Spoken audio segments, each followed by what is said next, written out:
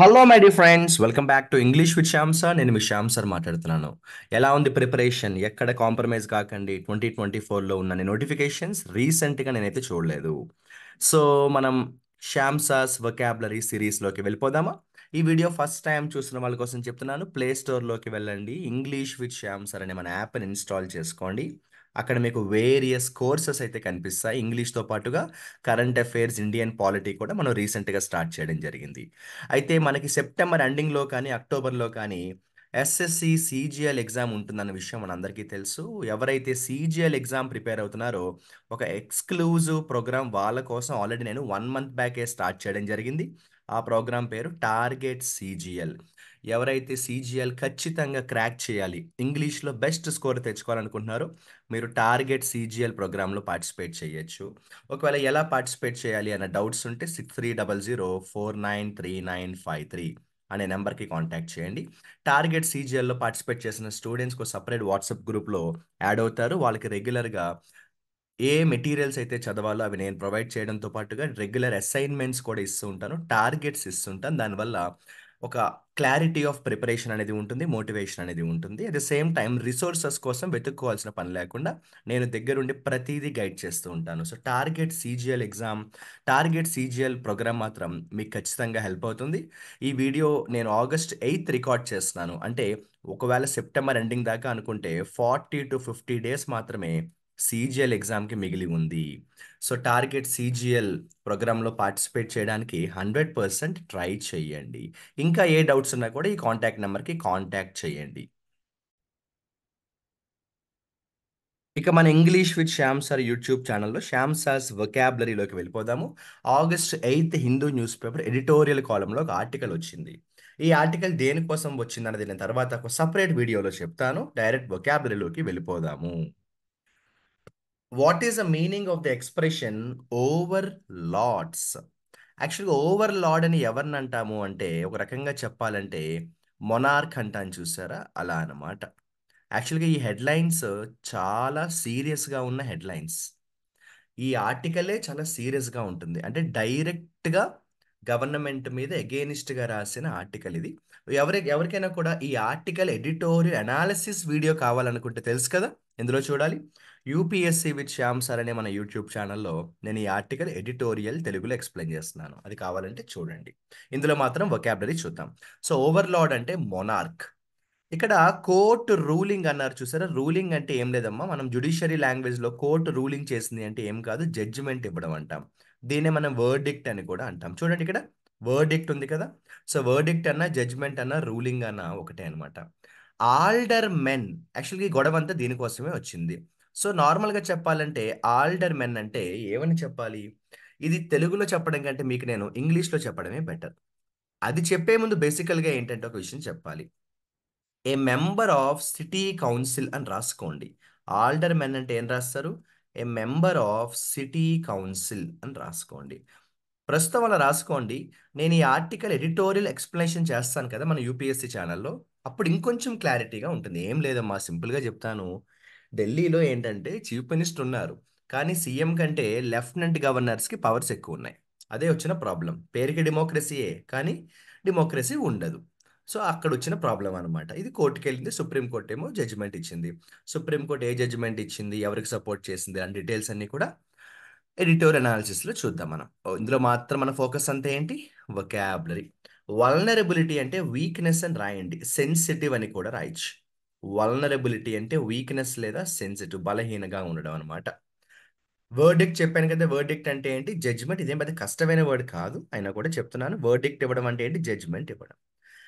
ఇది చాలా important word. Under score వచ్చింది చూసారా, సింపుల్గా చెప్పాలంటే అండర్ స్కోర్ అంటే అండర్ లైన్ అని రాసుకోండి. అండర్ స్కోర్ చేయడం అంటే ఏంటంటే అండర్లైన్ చేయడం, అంటే హైలైట్ చేయడం అనమాట. ఎంఫసైజ్ చేయడం అంటాం కదా, అలా అనమాట. అండర్ స్కోర్ చేయడం అంటే ఎంఫసైజ్ చేయడం, హైలైట్ చేయడం. అట్టర్ అంటే కంప్లీట్. మన ఏదైనా మూవీ ఫ్లాప్ అయింది అనుకో, అట్టర్ ఫ్లాప్ అంటాం, అంటే కంప్లీట్గా పోయిందని. అట్టర్ అంటే కంప్లీట్. వల్నరబిలిటీ ఆల్రెడీ వచ్చింది, సెకండ్ టైం వచ్చింది. వల్నరబిలిటీ అంటే ఏమన్నా నేను? వీక్నెస్, బలహీనంగా ఉండడం, సెన్సిటివ్గా ఉండడం. ససెప్టబుల్ అనే ఒక సినోనిమ్ కూడా చెప్పచ్చు. ససెప్టబుల్ అన్నా కూడా వల్నరబులే. రిలై అంటే అర్థం ఏంట్రా అంటే ఆధారపడడం, డిపెండ్. రిలైకి ప్రిపోజిషన్ ఏమొస్తుంది తెలుసా? On, rely on, depend on. మీరు అందుకే చూడండి ఇక్కడ కూడా ఆన్ అనే ప్రిపోజిషన్ ఇచ్చాడు వాడు. ఇదిగోండి, రిలై ఆన్, డిపెండ్ ఆన్. ఇక్కడ సాట్ ఇచ్చాడు కదా. సాట్ అంటే ఏంటనుకుంటున్నారు? అది సీక్కి పాస్ట్ టెన్స్ అమ్మా. మరి సీక్కి పాస్ట్ టెన్స్ సాట్, సరే సీక్ అంటే ఏంటి? కోరుకోవడం. సో ఇదేం పెద్ద కష్టమైన ఎక్స్ప్రెషన్ కాదు, అయినా కూడా హైలైట్ చేశాను బాగుందని. స్ట్రైక్ ఏ బ్యాలెన్స్ అంటే బ్యాలెన్స్డ్గా ఉండడం అనమాట, బ్యాలెన్స్ చేసుకోవడం. ఫర్ ఎగ్జాంపుల్ మన లైఫ్లో మనకి చాలా ప్రాబ్లమ్స్ ఉంటాయి. అట్ ద సేమ్ టైం మనం చేయాల్సిన కొన్ని డ్యూటీస్ కూడా ఉంటాయి. ప్రాబ్లమ్స్ని హ్యాండిల్ చేస్తూ డ్యూటీస్ని కూడా కరెక్ట్గా చేయాలి కదా. అంటే అక్కడ we should strike a balance అంటాం, అందుకంటే ఏం లేదు. రిజైమ్ అంటే నిన్న కూడా చెప్పే గుర్తుందా? పీరియడ్ ఆఫ్ రూలింగ్, పరిపాలనా సమయాన్ని ఏమంటాం మనం? రిజైమ్ అంటాం. A period of ruling, a period of ruling. Relevance అంటే ఏం లేదమ్మా, సంథింగ్ రిలేటెడ్ టు. ఇప్పుడు నేను ఫ్రెండ్కి ఫోన్ చేసి ఒక ప్రాబ్లం గురించి డిస్కస్ చేస్తుంటే వాడు ఏదో సినిమా గురించి మాట్లాడుతున్నాడు. అప్పుడు నేను ఏమంటాను? ఒరే నేనేమో ఇంపార్టెంట్ కెరియర్కి సంబంధించిన డిస్కషన్ చేస్తుంటే నువ్వేమో సినిమాల గురించి మాడతావు, ఇది అసలు రెలవెంట్గా ఉందా అంటాం చూసారా. సో రెలవెన్స్ అంటే సంబంధించిన, రిలేటెడ్ అని రాయండి. రిలవెన్స్ అంటే రిలేటెడ్ టు, అసలు సంబంధించిన అంటాం. ఇప్పటిదాకా చెప్పిన వొకాబులరీ జాగ్రత్తగా ఫాలో అవుతున్నారు కదా. తర్వాత మళ్ళీ చాలా మటుకు మనకి వర్డ్స్ లేవు, డైరెక్ట్గా సెకండ్ పారాగ్రాఫ్లో ఉన్నాయి మనకి. అదిగోండి, ఎంపవర్డ్ అంటే ఏం లేదమ్మా, ఎవరికైనా కూడా పవర్ని ఇవ్వడం అనమాట. గివ్ పవర్ అని రాయండి. ఎంపవర్ అంటే ఏం రాస్తారు? ఎవరికైనా కూడా అధికారాన్ని ఇవ్వడం, గివ్ పవర్. స్టాచ్యుటరీ అంటే రాసుకోండి, రిలేటెడ్ టు లా, చట్టాలకు సంబంధించి. స్టాచ్యుటరీ బాడీస్ అంటాం కదా, అలా అన్నమాట. అంటే వాళ్ళకి లా అనే సపోర్ట్ ఉంటుంది. ఎస్కలేషన్ అంటే ఇంక్రీజ్ అని రాయండి. ఎస్కలేషన్ అంటే పెరగడం, ఇంక్రీజ్. మన ఎయిర్పోర్ట్‌లో గాని, మెట్రోలో గాని, లేకపోతే షాపింగ్ మాల్స్‌లో ఎస్కలేటర్ ఎక్కుతాం కదా. సో, ఎస్కలేషన్ అంటే ఇంక్రీజ్ అని రాయండి. ఇక యాక్రిమోనీ అందరికీ తెలుసు, శత్రుత్వం రా.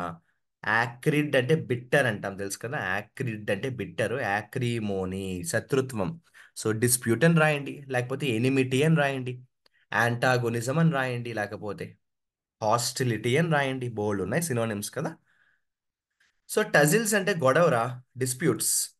టజిల్స్ అంటే ఏంటి? డిస్ప్యూట్స్. అంటే కాన్ఫ్లిక్ట్స్ అన్నా టజిల్స్ అన్నా ఒకటే. కాన్ఫ్లిక్ట్స్ అన్నా టజిల్స్ అన్నా ఒకటే. ఏమంటాం మనం? డిస్ప్యూట్ అంటాం, డిస్ప్యూట్. ఇక సూపర్ సీడ్ అనే వర్డ్ వచ్చింది. సూపర్ సీడ్ అంటే సింపుల్గా చెప్పాలంటే దాన్ని మార్చేసి రీప్లేస్ చేయడం. నేను ఒక షర్ట్ కొనుక్కున్నాను, నాకు నచ్చలేదు, అప్పుడు నేను షాప్కి వెళ్ళి ఏం చేస్తాను? రీప్లేస్ చేసుకుంటాను ఇంకో షర్ట్తో. దాన్ని సూపర్ సీడ్ అంటాం. కాకపోతే ఇది షర్ట్కి వాడే అంత చిన్న వర్డ్ ఏం కాదు, చాలా పెద్ద వర్డ్గా చెప్పొచ్చు. ఇది ప్రొఫెషనల్ లాంగ్వేజ్లో బాగా వాడతాం. సో సూపర్ సీడ్ అంటే రాసుకోండి, రీప్లేస్. కో ఎక్స్టెన్సివ్ అంటే ఒకే టైంలో ఉన్న, కాంటెంపరరీ అంటాం కదా. కో ఎక్స్టెన్సివ్ అంటే ఏం రాద్దాం? Contemporary, staying, living in the same time. Undermine చేయడం అంటే ఏంటి? Don't under estimate, don't undermine. So undermine అంటే ఏం రాస్తారు? అండర్ ఎస్టిమేట్ అని రాయొచ్చు. అండర్ ఎస్టిమేట్ అని కాకపోయినా మేక్ వీక్, బలహీనపరచడం అనమాట. అండర్మైన్ అంటే ఏంటి? మేక్ వీక్, బలహీనపరచడం. ఉదాహరణ, కొన్నిసార్లు మనం చాలా కాన్ఫిడెంట్గానే ఉంటాం, కానీ కొంతమంది మాటల వల్ల మనం వీక్ అయిపోతాం. అప్పుడు ఏమంటాం వాడితోటి? ఒరే ఇందాక దాకా బాగానే ఉన్నానురా, నీ మాటలు విన్న తర్వాత you are trying to undermine my confidence అంటాను చూసారా. సో అండర్మైన్ అంటే ఏంటి? Make week. ఓకే గాయ్స్, అక్కడితో నేను నా టాస్క్ అయితే కంప్లీట్ చేశాను. మరి మీరు మీ టాస్క్ కంప్లీట్ చేయాలి. ఏంటో తెలుసు కదా. ఈ రోజు నేను చెప్పిన వర్డ్స్లో ఒక 3 వర్డ్స్ని వర్డ్స్ ఆఫ్ ద డేగా అనౌన్స్ చేస్తాను. ఒక్కొక్క వర్డ్తో ఒక్కొక్క ఎగ్జాంపుల్ రాసి కమెంట్ సెక్షన్లో ఫాస్ట్గా మెసేజ్ చేయండి. ఎవ్రీ సండే నేను ఎవరైతే ఆ వీక్ అంతా కూడా మెసేజెస్ యాక్టివ్గా మంచి ఎగ్జాంపుల్స్ పంపిస్తున్నారో కమెంట్ సెక్షన్లో, వాళ్ళకి సర్ప్రైజ్ గిఫ్ట్స్ కూడా ఉంటాయి. సో ఈరోజు మనం డిస్కస్ చేసుకున్న వర్డ్స్లో 3 వర్డ్స్ సెలెక్ట్ చేస్తాను. వాటితో ఒక్కొక్క వర్డ్తో ఒక్కొక్క ఎగ్జాంపుల్ సొంతంగా తయారు చేయండి. ఓవర్ లార్డ్ గుర్తుందా? ఆటోక్రటిక్ అంటాం, ఫ్యూడల్ అంటాము, లేకపోతే ఏమంటాము అంటే మోనార్క్ అంటాము అనమాట. సో ఓవర్లోడ్ అనే ఒక వొకాబులరీతో ఒక ఎగ్జాంపుల్ తయారు చేసేసేయండి ఫాస్ట్గా. ఇంకా తర్వాత వచ్చేటప్పటికి హా, యాక్రిమోనీతో ఒక ఎగ్జాంపుల్ తయారు చేసేసేయండి. యాక్రిమోనీ అంటే ఏంటి? శత్రుత్వం. ఇది second word of the day. యాక్రిమోనీ అంటే ఏంటి? హాస్టిలిటీ, శత్రుత్వం. దాంతో ఒక బ్యూటిఫుల్ ఎగ్జాంపుల్ తయారు చేయండి, కమెంట్ సెక్షన్లో ఫాస్ట్గా మెసేజ్ చేయండి. ఇక తర్వాతొచ్చి సూపర్‌సీడ్ అంటే ఏంటి గుర్తుందా? షర్ట్ ఎగ్జాంపుల్ జెప్పాను. రీప్లేస్ చేయడం. దాంతో ఒక ఎగ్జాంపుల్ తయారు చేయండి. 3 ఎగ్జాంపుల్స్‌ని యూట్యూబ్‌లో కింద కామెంట్ సెక్షన్‌లో ఫాస్ట్‌గా మెసేజ్ చేయండి. దాంతో పాటు రెగ్యులర్‌గా చెప్పేది. ఈ ప్రోగ్రామ్ ఏదైతే 'శ్యామ్ సాస్ వొకాబులరీ' అనే సీరీస్ నేను చేస్తున్నానో దానికి సంబంధించి మీ ఫీడ్‌బ్యాక్ కూడా నాతో షేర్ చేసుకుంటూ ఉండండి కామెంట్ సెక్షన్‌లో. Your feedback is very important. ఇక వీడియో బిగినింగ్‌లో చెప్పింది గుర్తుందిగా ఎస్ఎస్‌సి, సీజీఎల్ ప్రిపేర్ అయ్యేవారు టార్గెట్ సీజీఎల్ ప్రోగ్రామ్‌లో పార్టిసిపేట్ చేస్తే ఖచ్చితంగా మీకు హెల్ప్ అయితే ఉంటుంది. ప్లే స్టోర్‌లోకి వెళ్ళి మన యాప్‌ని ఇన్‌స్టాల్ చేసుకోండి. డౌట్స్ ఏమైనా ఉన్నా కూడా నా నంబర్ ఉంది కదా! కాంటాక్ట్ చేసేయండి. సీజీఎల్ ఖచ్చితంగా మన లైఫ్‌లో ఒక గేమ్ చేంజర్ అవ్వాలని సీరియస్‌గా ప్రిపేర్ అవ్వండి.